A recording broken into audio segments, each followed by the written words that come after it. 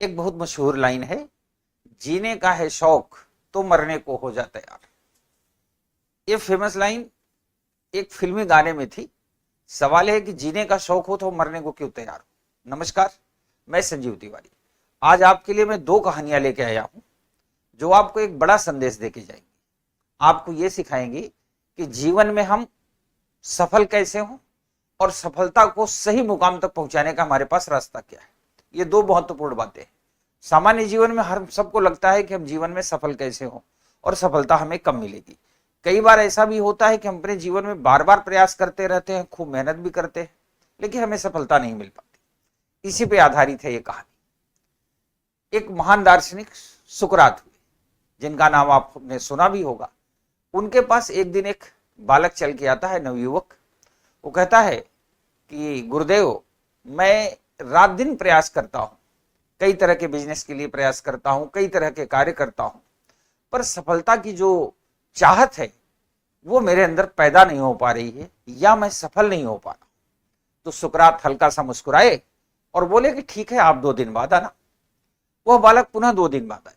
2 दिन बाद आने के बाद पुनः उसने यही बात बताई कि हमें सफलता नहीं मिल पा रही है, हम बार बार प्रयास करते हैं, हमें कुछ मिल नहीं पा रहा है, जो मैंने सोचा था वहां तक मैं पहुंच नहीं पा रहा हूं।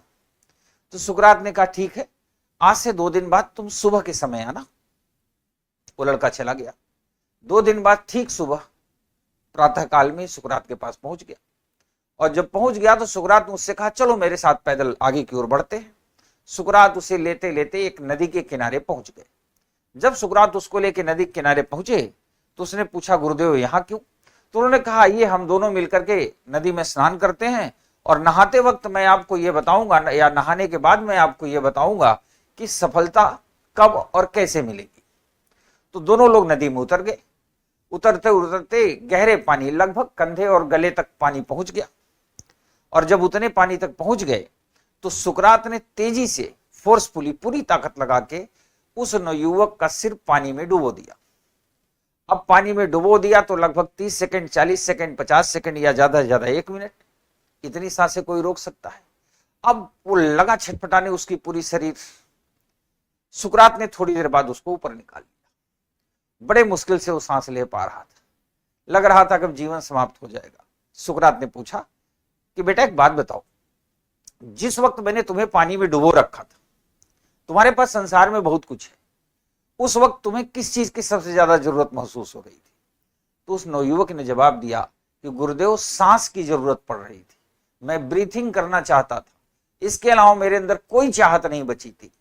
तो सुकरात ने कहा, बेटा यही है सफलता।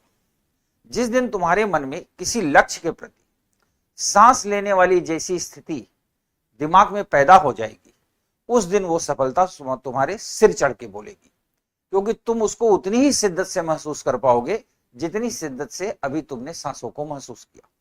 ये कहानी हमें एक मैसेज देती है कि यदि वास्तव में हम किसी क्षेत्र में सफल होना चाहते हैं तो हमें इस लेवल तक की अपने अंदर जिजीविषा यानी इच्छा पैदा करनी पड़ेगी। यदि जिस दिन इस लेवल की इच्छा पैदा हो जाएगी, उस दिन हमारी सफलता सुनिश्चित हो जाएगी। अब मैं आपको ले चलता हूं कहानी के दूसरे मोड़ पर, स्टोरी नंबर 2 पर, जो सफलता से ही जुड़ी हुई। 2 भाई थे, एक शहर में, गांव में रहते थे। एक का नाम था राम और एक का नाम था श्याम। राम और श्याम दोनों बड़े सीधे साधे थे, मेहनती थे। सुबह सुबह दोनों लकड़ी काटने के लिए जंगल में जाया करते थे, और सुबह से लेकर शाम तक लकड़ी काट के घर वापस आया करते थे। राम बड़ा था, श्याम छोटा था। राम जब लकड़ी काटने जाता था सुबह से, तो शाम तक बिना रुके लगातार लकड़ी काटता रहता था, जबकि श्याम जो था वो कुछ देर लकड़ी काटता, 2 घंटे, फिर थोड़ी देर रेस्ट करता, फिर 1 घंटे लकड़ी काटता, फिर थोड़ी देर रेस्ट करता, ऐसे ही करता था, रेस्ट ले लेके लकड़ी काटा करता था। और दोनों शाम को घर वापस आते थे। राम रोज ये देखता था कि मैं सुबह से लेके शाम तक काम किया तो मेरे लकड़ी का जो गट्ठर है, बंडल है, वो कम है, जबकि श्याम रुक रुक के काम करता है, फिर भी इसका बंडल बहुत ज्यादा है।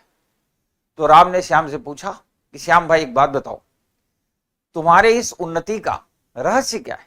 जबकि मैं तो सुबह से लेके शाम तक काम करता हूं और तुम ब्रेक ले लेके काम करते हो, तो आखिर कैसे ऐसा हो सकता है कि तुम्हारा परिणाम मेरे परिणाम से ज्यादा आता है, सामान्य जीवन में भी ऐसा होता है।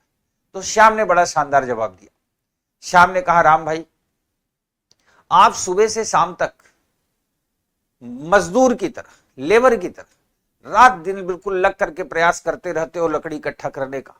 मैं क्या करता हूं, मैं जानता हूं कि मुझे लकड़ी काटनी है और इस कुल्हाड़ी से काटनी है, क्योंकि लकड़ी कुल्हाड़ी से कटेगी। तो मैं 2 घंटे लकड़ी काटता हूं, फिर कुल्हाड़ी को तेज करता हूं, फिर काटता हूं, फिर कुल्हाड़ी को तेज करता हूं। यानी हमारा फोकस हमेशा इस बात पे रहता है कि जो हमारे पास इंस्ट्रूमेंट है जिससे हम परिणाम ला रहे हैं उसे लगातार हम शार्प बना के रखें। इसी पर एक फेमस लाइन है अब्राहम लिंकन की। वो कहते थे कि अगर मुझे 6 घंटे किसी पेड़ को काटने के लिए दिए जाएं तो 4 घंटे में केवल कुल्हाड़ी को शार्प करने में यानी तेज करने में लगाऊंगा, केवल 2 घंटे में पेड़ काटूंगा। ये कहानी हमें एक मैसेज देती है। क्या मैसेज देती है? कि पहली बात तो सफलता के लिए हमारे अंदर जिज्ञासा होनी चाहिए, कैसी? सांस लेने वाली जैसी। और दूसरी बात, यदि वास्तव में आप सफल होना चाहते हैं और परिणाम ज्यादा चाहते हैं, बेहतर चाहते हैं, तो उसके लिए आपको अपनी शार्पनेस पे फोकस करनी पड़ेगी, स्मार्टनेस पे फोकस करनी पड़ेगी। जितना शानदार आपका बिहेवियर होगा, जितने ज्यादा आप स्मार्ट होंगे, जितना आपका एटीट्यूड और एप्टीट्यूड बेहतर होगा, उतनी जल्दी आपको परिणाम मिलेगा। तो ये दोनों कहानियां हमें सफलता और उसके परिणाम तक पहुंचने में मदद करती है। मिलते हैं अगले एपिसोड में, तब तक के लिए धन्यवाद, नमस्कार।